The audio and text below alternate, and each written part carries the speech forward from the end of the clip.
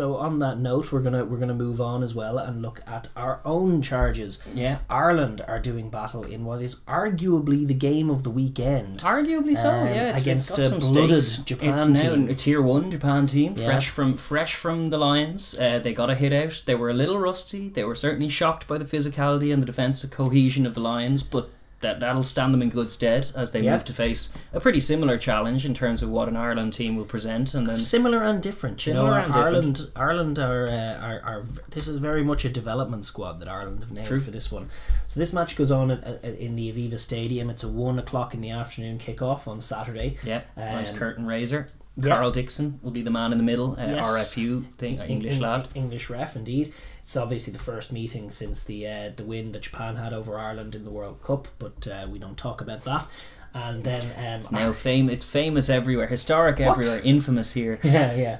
It was well, it happened. Yeah. Ireland obviously gone short of a number of players. They've named a squad. They've named their squad for the tour, and it's quite developmenty. Like they're missing obviously their Lions, but they're also resting Johnny Sexton. Yeah. They're resting Cian Healy. Missing James Ryan through recent injury, as we were talking about. He was scheduled to captain or slated to captain, but I think he is going to miss this test. They were saying. Well, I think they poured some cold water on that. I'm sure he will not feature in this week, but he was saying like he might be back, and it's an adductor issue, and he's not gone permanently, and he hasn't been stripped of captaincy or anything, but he might not be there, and so it'll be on the younger guys and the informed guys to put together, and the coaches to put together a team, but to put together a performance that can deal with what is a very good Japan team. I mean, it's going to be fresh. I'm looking particularly at that centres.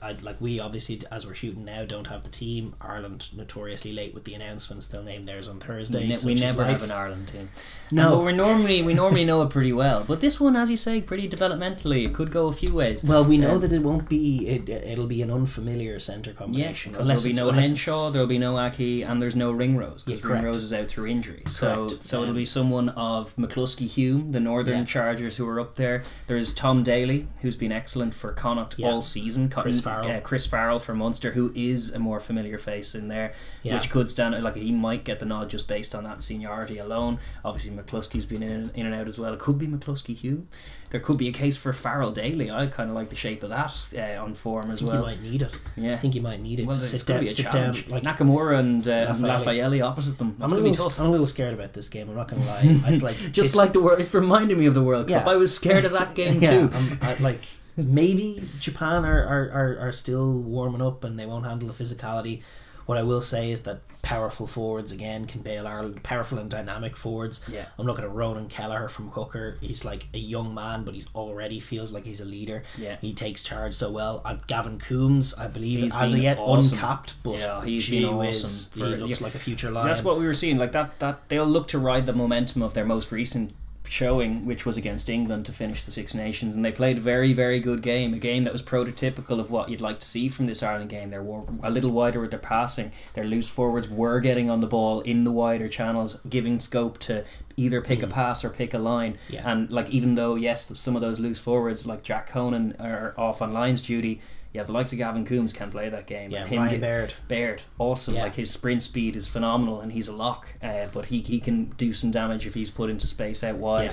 Yeah, Japan. Josh van der Fleer, very senior figure. I would expect to see him feature as well. So too. Like, I think in terms of the key areas that Ireland are looking at, like the back row battle is going to be so vital. Obviously the scrum as well. But they don't have Cian Healy, they don't have Tadhg Furlong. Nope. They can't expect to make mincemeat of the Japanese for scrum, and I don't think they will.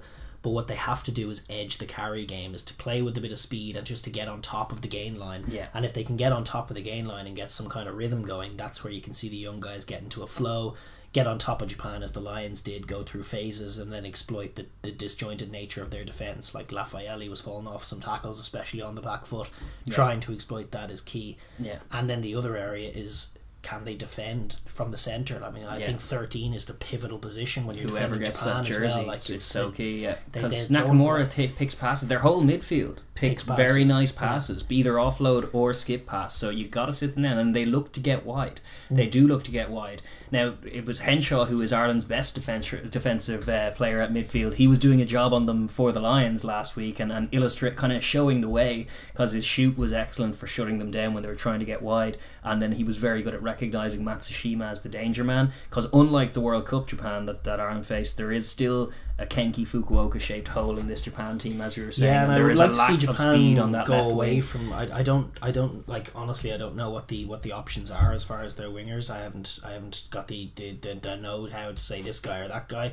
I just know that the lad they had in there was not wrong. quick enough. He was wrong. He wasn't right. He was too slow, and he's a centre by trade. So they need wingers. They do need wingers on the extremities to find their tries. Yeah, Matsushima, huge danger for Ireland to have to deal with. So yeah, the defensive side of the ball very tough for Ireland.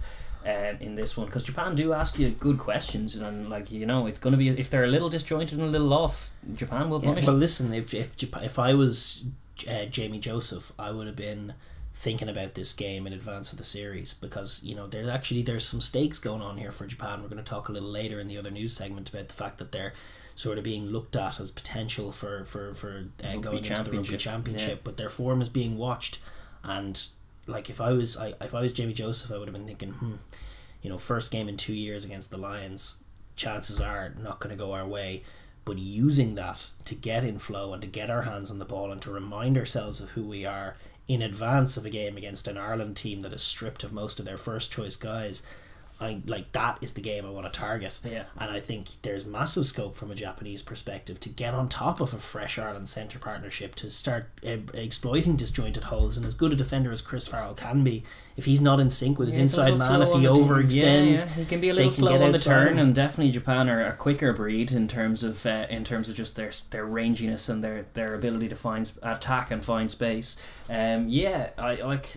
It's tough to know. There's a nervous side of me that thinks this could be a tough one for Ireland. The optimist says that we have a savvy to know, like, they'll need to keep the ball and put them through phases. It's imperative of Ireland to have more of the ball than Japan if it's going to be successful, and probably more territory too, because Japan are the more lethal team in the open space. That's just true. So Ireland will want to dominate it by being the more tactically aware, the more savvy, and the more controlled. And they will have to pass the ball wider. Like they were in the World Cup, they were very narrow at times, and they got chopped and jackled like teams do to us. I wouldn't expect to see that Ireland. I would expect, a young team. I'd expect to see Coombs getting on the ball just a little wider of the ruck, to link up with the likes of Baird and just to try and get on top of Japan. But ultimately winning that game line against the likes of Himeno and against the likes of Labuschagne, that's going to be determinative of what goes on in this game. And it's definitely a major challenge. It's a tight game. It's tough to see who will get the better of that. I feel like, but it's just an unknown. Both teams are a bit of an unknown quantity in terms of, we don't know what Ireland will take shape or what they'll look like on their first hit out. And in Japan, we saw them obviously last week. They're still a little bit shy of what we saw in that Rugby World Cup. So we don't know if the extra week will be enough to get them up to the speed that we know that they're capable of. But it's definitely a good match from Japan's point of view as well. They will obviously have a huge stern test. Their key men, like you were mentioning a few of them, Labuschagne, Himeno off the bench. They also have Himeno should start. If he probably should start, that's a mistake. Yeah, he probably should. Tatafu, who came in, looked excellent as well. They still have Michael Leach. We were making mention of, do you want to spring him from the bench? I know he's obviously captain. One guy I would single out, as I did before, is Koo at tight head. Whether he gets the nod again, he, as I was saying at the top of the show, he's on a tour of the northern countries. You gotta expect adversity in tight head. He certainly got it from Rory Sutherland and co. He was buckled a few times. He was under pressure. He needs to expect to be under pressure again, and it'll be a learning test series for him in terms of just scrummaging. Yeah, except to say, if Kilcoyne hits his straps, he can certainly put him under pressure. But if they go for an Ed Byrne or a Peter Dooley, Ireland, I don't think it's going to be like a necessary dominance for Ireland. Certainly, no. Ireland also have an interesting conversation to have around the halfback position. We have Joey Carberry popped up behind us because he needs game time. He's the guy who's really the only guy who has shown the potential to fill Sexton's shoes whenever Johnny does end up relinquishing the 10 shirt. Yes. And getting him key minutes, especially after his layoff. Yeah. Especially, and he wasn't available in the World Cup. He is still the heir apparent because he's just got more quality than the other guys. He's shown more. He's got more in the bank in terms of having done it on the big stage. His performances in the Australia Test a couple of years ago were still fresh in the mind. He has top quality footy in him, so it would be nice to see him getting minutes. Similarly, we have good options at scrum half as well. Actually, I think the stocks are actually pretty good in terms of there's quite a bit of depth now. Well, he's gone for youth. He's again shafted John Cooney, and that just seems to be the way we go. Bewildering, but yes. They do have a very exciting young lad in Craig Casey, who I'm looking forward to see. Caelan Blade's form is great. Yeah. And they're both of them about tempo and about moving the ball, and they both have good wide passes on them, so it is encouraging for how Ireland will approach this game. Yeah, that they won't be running down blind alleys one out from the ruck like they were in the World Cup. Hopefully not, because they will be desperate to make amends. I know that they'll be crucial to just take their tries, even ugly tries, decisively, because in the World Cup, I know it was the talking point immediately after the full time. They only scored 12 points, which they got in the first few minutes, and then they couldn't break them down again, and it was like really not a display of clinical edge. It was much the opposite. So I think they will be focusing. It'll be weighing heavy on the minds of all of that coaching ticket and team to make amends for that game by taking chances. They'll want to be clinical, but you also don't want to make the mistake that Scotland made in the World Cup, which was thinking you could go toe for toe in a firefight with them when actually they're the quicker and more clinical team. You have to wear at them and be smart and be physical as well. Yeah. While at the same you can be time clinical in an Exeter-y kind of way, as opposed to being clinical in a kind of a razzle-dazzle All Blacks kind of dreamy way. Fantasizing about all the pretty tries. A few maul tries will be key to them. And actually with Paul O'Connell coming in, it has been a renewed focus, set piece, line outs, drives, all of that. I expect, even with the change of personnel with Henderson and such on Lions duty, they'll still expect that line out, that set piece, to be a key point for them. And it yielded results for the Lions last week. It's a tough one for Japan to defend against some of these big sides. I think the bits and pieces of an Ireland game plan will be the ones that they're trying to iron in. They'll want to be good at set piece, they'll want to be strong on defence, they'll want to have a robust kicking game, and Japan have got to expect that as well, because Japan are occasionally suspect under the high ball, and they've got to expect in the Aviva Stadium that it'll be raining bombs, and they will be, if they can defuse them, great, because kick return will be the wheelhouse of the Japanese. As we were alluded, I can't remember the last time I saw Ireland score from kick return. However, Japan look lethal almost every time there's a loose kick to them. However, if they are a bit clunky and they're dropping those high balls, that's the cheap inroads that you don't want to give Ireland. That'll be a scrum in the midfield, that could yield a penalty, that could yield a line out further down, that could be a maul. That'll all equate to just more time defending, not enough time attacking. And if they're big back rowers, if Labuschagn's made 10 tackles by the first time he gets a touch, or Jimenez made 10 tackles by the time he gets a touch in the loose with ball in hand, that's a bad look for Japan. They'll want to start better than that. No question.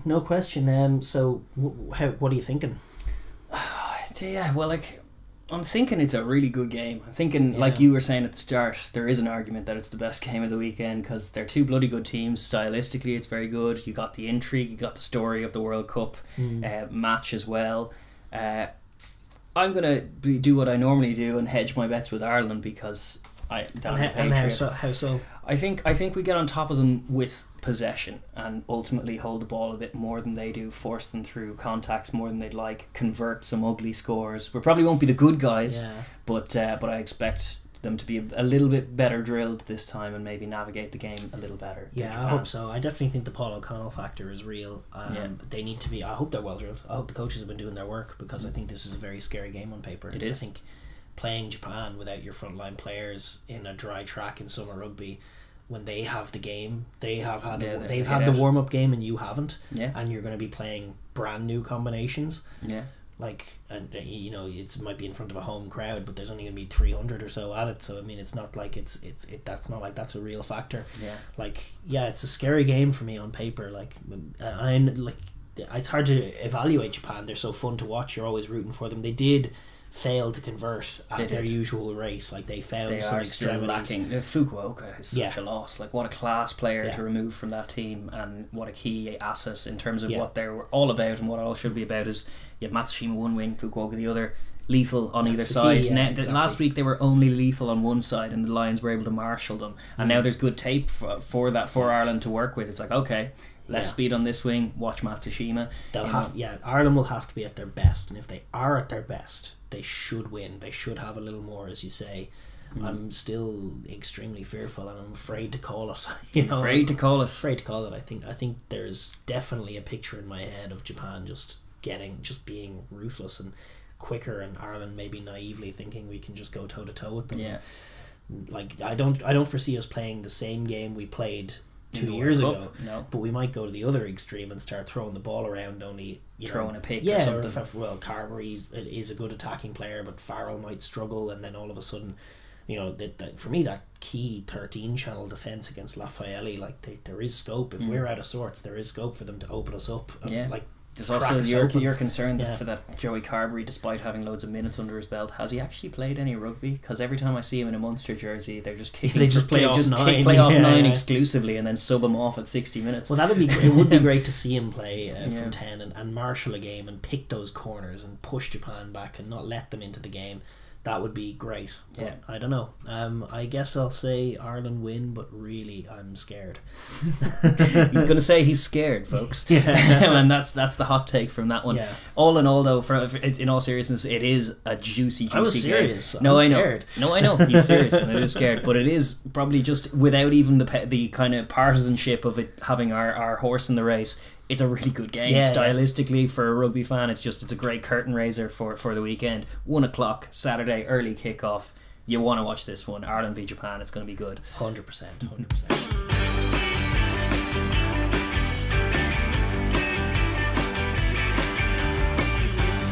Thank you very much for watching that video. If you're new here, please do like and subscribe and ring the bell so you get notified when we upload again. But mainly, please drop a comment down below. We enjoy hearing your thoughts on it. Thanks.